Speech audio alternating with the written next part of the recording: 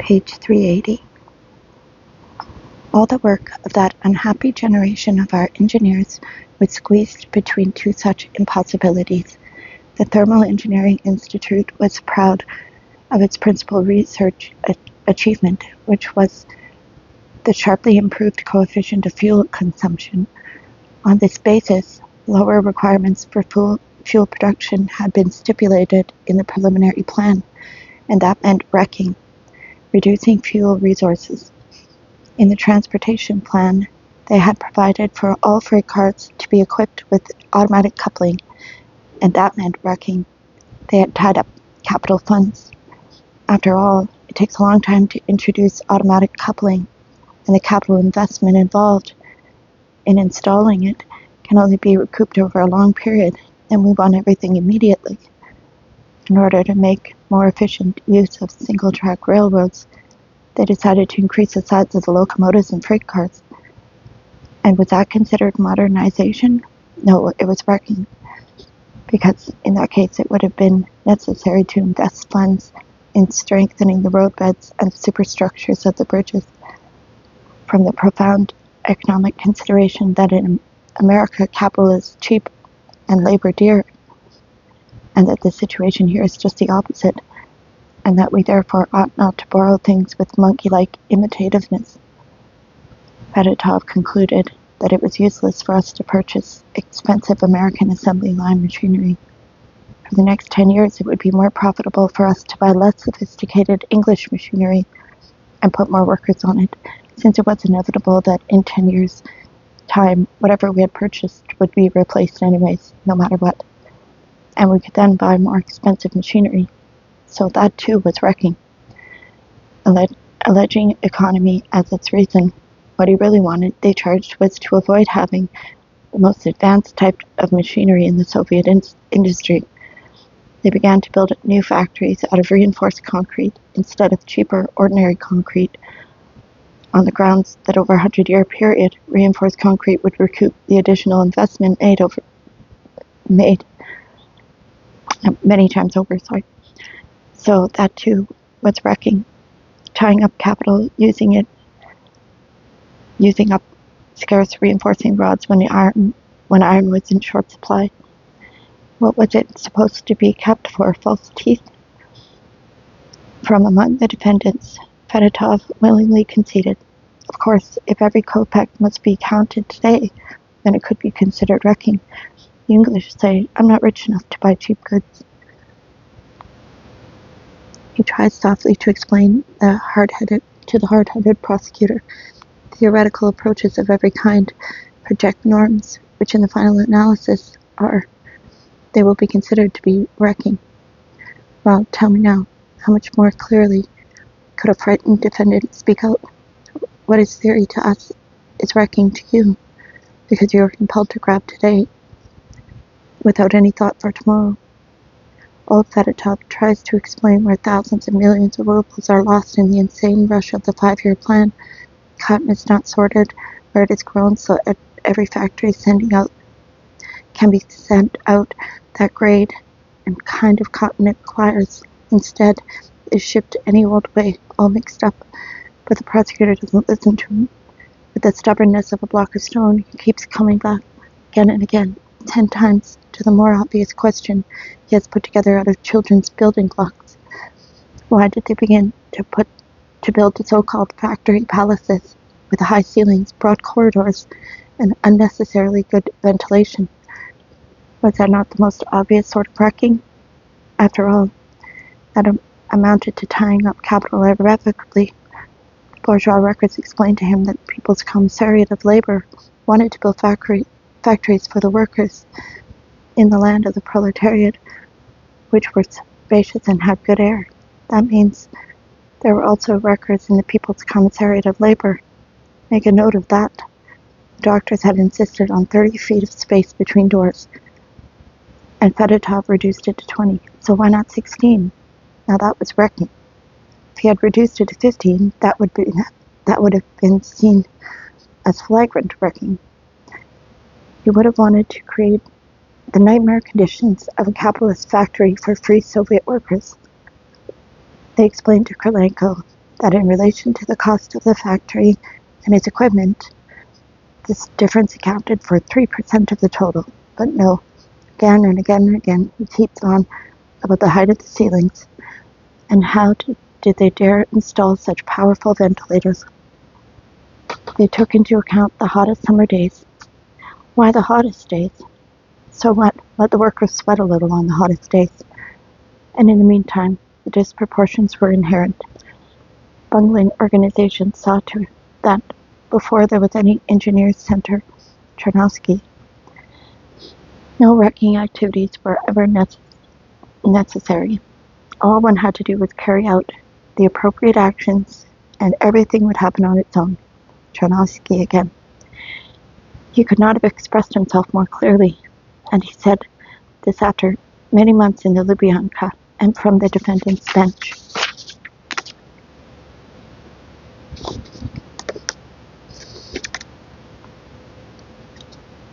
In court, the appropriate actions, i.e., those imposed by bungling higher up, were quite enough. Carrying them out to the unthinkable plan would destroy itself. Here was their kind of wrecking. We had the capacity of producing, say, 1,000 tons, and we were ordered, in other words, by a nonsensical plan, to produce 3,000, so we took no steps to produce them. You must admit that for an official, double-checked, spruced-up stenographic record in those years, this is not so little. On many occasions, Krylenko drives his actors to tones of exhaustion, thanks to the nonsense they are compelled to grind out over and over again, like a bad play in which the actor is ashamed for the dramatist, and yet has to go on and on anyway, to keep body and soul together. Krylenko, do you agree? Fedotov, I agree, even though in general I do not think. Krylenko, do you confirm this? Fedotov, properly speaking, in certain proportions, and so to speak, in general, yes. For the engineers, those who were still free, not yet imprisoned, and those who had to face the necessity of working cheerfully after the defamation at the trial of their whole class, there was no way out. They were damned if they did and damned if they didn't. If they went forward, it was wrong. If they went backward, it was wrong too. If they hurried, they were hurrying for the purpose of wrecking. If they moved methodically, it meant wrecking by slowing down tempos. If they were painstaking in developing some branch of industry, it was intentional delay, sabotage. And if they indulged in capricious leaps, their intention was to produce an imbalance for the purpose of wrecking. Using capital for repairs, improvements, or capital readiness was tying up capital funds. And if they allowed equipment to be used until it broke down, it was diversionary action. In addition, the interrogators would get all this information out of them by subjecting them to sleeplessness and punishment cells, and then demanding that they give convincing examples of how they might have carried on wrecking activities. Give us a clear example. Give us a clear example of your wrecking activity, the impatient Krylenko urges them on. They will give you outstanding examples. Just wait. Soon someone will write the history of the technology of those years. He will give you examples, and negative examples. He will evaluate for you all the convulsions of your epileptic 5-year plan in 4 years. Then we will find out how much of the people's wealth and strength was squandered. Then we will find out how all the best projects were destroyed, and how the worst projects were carried out by the worst means. Well, yes, if Mao Zedong, breed of Red Guard, is supervised brilliant engineers, what good can come of it? Dilettante enthusiasts? They were the ones who egged on their even stupider leaders. Yes, full details are a disservice. Somehow, the more details provided, the less evil deeds seem to smell of execution. But just a moment, we've not had everything yet. The most important crimes all lie ahead. Here they are. Here they come. Comprehensible and intelligible to every illiterate. The prom party, 1, prepared the way for the intervention. 2, took money from the imperialists. 3, conducted espionage. And 4, assigned cabinet posts in a future government. And that did it. All mouths were shut. and all those who had been expressing their reservations fell silent, and only the tramping of demonstrations could be heard, and the roars outside the window, "Death, death, death." What about some more details? Why should you want more details? Well then, if that's the way you want it. But they will only be more frightening. They were all acting under orders from the French General Staff. After all, France doesn't have worries or difficulties or party conflicts of its own, and it is enough just to whistle, and lo and behold, divisions will march. Intervention. They first planned it for 1928, but they couldn't come to an agreement.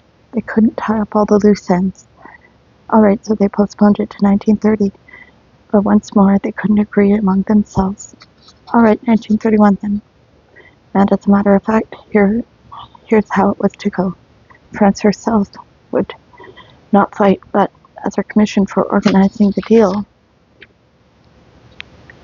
would rate the Ukraine right bank as her share.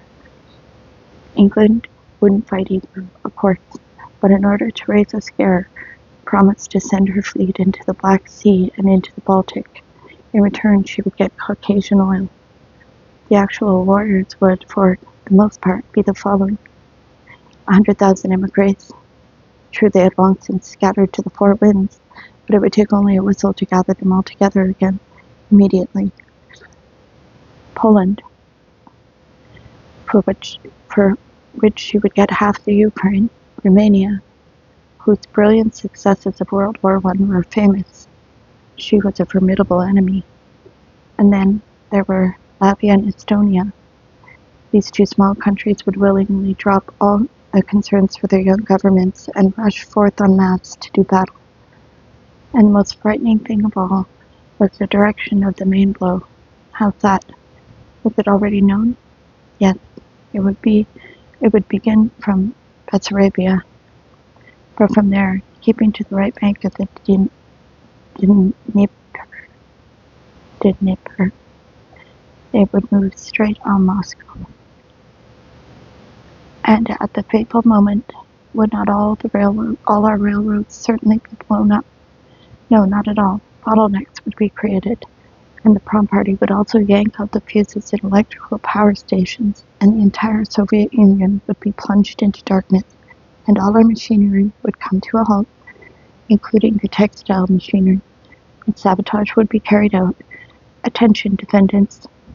You must not name your methods of sabotage, nor the factories which were your objective, nor the geographic sites involved, until the closed session. And you must not name names, whether foreign or our own. Combine all this with the fatal blow which will have been dealt the textile industry by that time.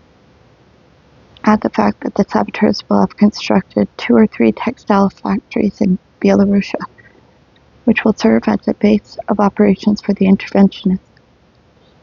With the textile factories already in their hands, the interventionists would march implacably on Moscow. But here was the cleverest part of the whole plot. Though they didn't succeed in doing so, they had wanted to drain the Kuban marshes of the Polzai swamps, swamp, and the swamp near Lake Iine. Wyszynski had forbidden them to name the exact places, but one of the witnesses blurted them out. And then the interventionists would open up the shortest routes and would get to Moscow without wetting their feet or their horses' hoofs. And why was it so hard for the Tatars? Why was it Napoleon didn't reach Moscow? Yes, it was because of the Polzai and the Iine swamps. And once those swamps were drained, the capital would lie exposed. On top of that, don't forget to add that hangars had been built there under the guise of sawmills, places not to be named, so that the planes of the interventionists would not get wet in the rain and could be taxied into them. And housing for the interventionists had also been built. Do not name the places. And where had all the homeless occupation armies had been quartered in previous wars, The defendants had received all the directives on these matters from the mysterious foreign gentlemen K and R. It is strictly forbidden to name their names, or to name the countries they come from. And most recently they had even begun the preparation for treasonable actions by individual units of the Red Army. Do not name the branches of the service, nor the units, nor the names of any persons involved.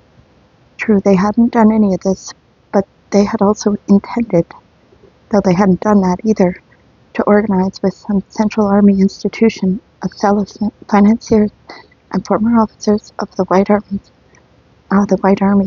Write it down. Start making arrests. And cells of anti-Soviet students. Write it down. Start making arrests.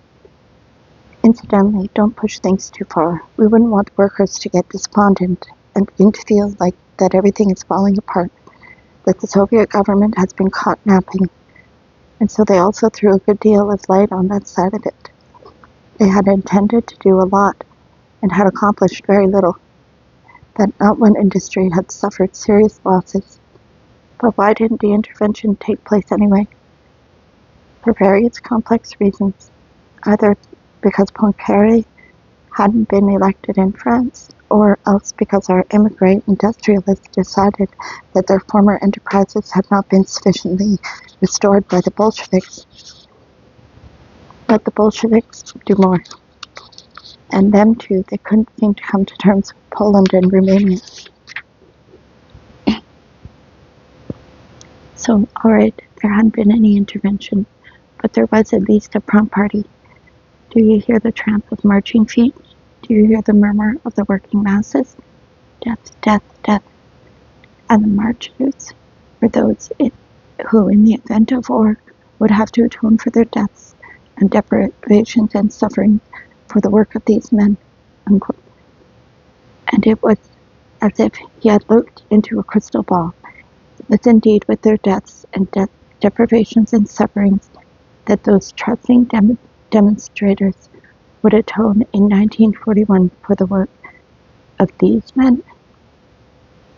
But where is your finger pointing, prosecutor? At whom is your finger pointing? So then, why is it the industrial party that's the prompt party? Why a party and not an engineering technical center? We are accustomed to having a center. Yes, there was a center too, but they had decided to reorganize themselves into a party. It was more respectable. That way, it would be easier to fight over cabinet posts and the future government, and it would mobilize the engineering technical masses for the struggle for power. And whom would they be struggling against? Well, other parties, of course, against the Working Peasants' Party, TKP, in the first place. For after all, they had 200,000 members, against the Menshevik Party in second place. And as for a center, those three parties together would have constituted a united center. But the GPU had destroyed them. And it's a good thing they destroyed us. All defendants were glad. And it was flattering to Stalin to annihilate three more parties. Would there have been any glory, indeed, in merely adding another three centers to the list? And having a party instead of a center meant having another central committee. Yes, the Prom Party's own central committee. True, there had not been any party conferences, nor had there been any elections, not even one. Whoever wanted it to be on a central committee just joined up. 5 people all told. They all made way for one another, and they all yielded the post of chairman to one another. There were no meetings, either of the central committee. No one else would remember this, but Ramzan would remember it indeed, very well indeed, and would name names, or of the groups of various branches of industry. There seemed to be some dearth of members. As Chernovsky said, quote, there never was any formal organization of a prom party, unquote. And how many members had there been? Larachev. A count of members would have been difficult. The exact composition is unknown, unquote. And how had they carried out their wrecking? How had directives been communicated? Well, it was just a matter of whoever met whomever in some particular institution. Directives were passed on orally. From then on, everyone would carry out his own reckoning on his own conscience. Well, now Ramsden confidently named 2,000 members, and whenever he named 2, they arrested 5. According to the documents in the trial, there were altogether 30 or 40,000 engineers throughout the USSR. That meant they would arrest every 7th one and terrify the other 6. And what about the contacts with the Working Peasants' Party? Well, they might meet in the State Planning Commission or else in the Supreme Council of the Economy and plan systemic acts against village communists. Unquote. Where have we seen all this before? Aha, in Ada. They are seeing Red Danes off on his campaign, and the orchestra is thundering, and 8 warriors are standing there in helmets and with spears, and 2,000 more are painted on the backdrop. That's your prom party. But that's all right, it works. The show goes on. Today it's quite impossible to believe just how threatening and serious it all looked at the time. And it is hammered in by repetition, and every individual episode is gone over several times, and because of this awful visions multiply. And in addition, so things won't become too bland, the defendants suddenly forget something terribly unimportant, or else they try to renounce testimony, and right then and there, they pin them down with cross-questioning, and it all winds up being as lively as the Moscow Art Theater. But Krylenko presses too hard. On the one hand, he planned to disembowel the prom party, to disclose its social basis. That was a question of class, and its analysis couldn't go wrong. But Krylenko abandoned the Stanislavski method, didn't assign the roles, relied on improvisation. He let everyone tell his own story of his own life, and what its relationship to the revolution had been, and how he was led to participate in wrecking, and in one fell swoop, that thoughtless insertion, that human picture, spoiled all 5 acts. The first thing that we learned to our astonishment is that all 8 of these big shots of the bourgeoisie intelligentsia came from poor families. The son of a peasant, one of the many children of a clerk, the son of an artisan, the son of a rural school teacher, son of a peddler. At school, they were all impoverished and earned the money for their educations themselves from the ages of 12, 13, 14. Some gave lessons and some worked on locomotives. And here was what was monstrous. No one barred their way to an education. They all completed the courses in high school and in higher technological institutions, and they became important and famous professors. How could that have been? They always told us that under Tsarism only the children of landowners and capitalists. Those calendars certainly couldn't have been lying. And here and now, in the Soviet period, engineers were in a very difficult position. It was almost impossible for them to provide their children with a higher education. After all, the children of the intelligentsia had the lowest priority, remember. The court didn't argue, nor did Krylenko, and the defendants themselves hastened to qualify what they had said, asserting that against the background of the general and all over victories, this of course was unimportant. Here we begin to distinguish bit by bit among the defendants who, up to this point, had talked very much like one another. Their age differential also divided them with respect to probity. Those close to 60 and older made statements that aroused a friendly, sympathetic reaction. But the 43-year-old Ramsden and Lerichev and 39-year-old Ochkin, the same one who had denounced Glavtop, the Main Fields Committee, in 1921, were glib and shameless. All the major testimony about the prom party and intervention comes from them. Ramsden was the kind of person, as a result of his early and extraordinary successes, who was shunned by the entire engineering profession, and he endured it. At the trial, he caught Krylenko's hints on the wing and volunteered precise statements. All the charges were founded on Ramson's recollections. He possessed such self-control and force that he might very well have conducted plenipotentiary talks in Paris about intervention, on assignment from the GPU, obviously. Ch.10, too, was a fast climber. At 29, he had already possessed, quote, the unlimited trust of the Council of Labor and Defense and the Council of People's Commissars, unquote. One couldn't say the same about 62-year-old Professor Chernovsky. Anonymous students had persecuted him in the wall newspapers. After all, after 23 years of lecturing, he had been summoned to a general students' meeting to give an account for his work. He hadn't gone, and in 1921, Professor Kalinikov had headed an open struggle against the Soviet government, specifically a professors' strike. What it amounted to was this. Back in the days of the Stolypin repression, the Moscow Higher Technical School had won academic autonomy, including the right to fill important posts, elect a rector, etc. In 1921, the professors in the school had re-elected Kalinikov to a new term as rector, but the People's Commissariat didn't want him there and had designated its own candidate. However, the professors went on strike and they were supported by students. At that time, there were no truly proletarian students, and Kalinikov was rector for a whole year despite the wishes of the Soviet government. It was only in 1922 that they had wrung the neck of that autonomy, and even then, in all probability, not without arrest. Fedotov was 66 years old, and he had been a factory engineer 11 years longer than the whole lifespan of the Russian Social Democratic Workers' Party, from which the Soviet Communist Party had sprung.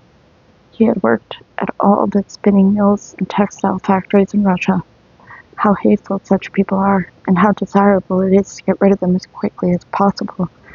In 1905, he had left his position as a director of the Morozov textile firm, and the high salary which went in with it, because he preferred to attend the red funerals which followed the caskets of the workers killed by the Cossacks. And now he was ill, had poor eyesight, and was too weak to leave home at night or even go to the theater. And such people organized intervention and economic ruin. Chernovsky had not had any free evenings for many years because he had been so busy with his teaching and with developing new sciences, such as the science of the organization, of production, of the scientific principles of rationalization. I recall from my own childhood the engineering professors of those years, and that's exactly what they were like. Their evenings were given up to their students at all levels, and they didn't get home to their families until 11 p.m. After all, at the beginning of the 5-year plan, there was only 30,000 of them for the whole country. They were all strained to the breaking point. And it was these people who were supposed to have contrived a crisis, to have spied in exchange for handouts. Ramsden uttered just one honest phrase during the whole trial. Quote, the path of wrecking is alien to the inner structure of engineering, unquote. Throughout the trial, Krylenko forced the defendants to concede apologetically that they were scarcely conversant with it or were illiterate in politics. After all, politics is much more difficult and much loftier than some kind of metallurgy or turbine design. In politics, your head won't help you, nor will your education. Come on, answer me. What is your attitude towards the October Revolution when it happened? Skeptical? In other words, immediately hostile. Why? Krylenko hounded them with his theoretical questions, and as a result of simple human slips of the tongue, inconsistent with their assigned roles, the nucleus of the truth is disclosed to us.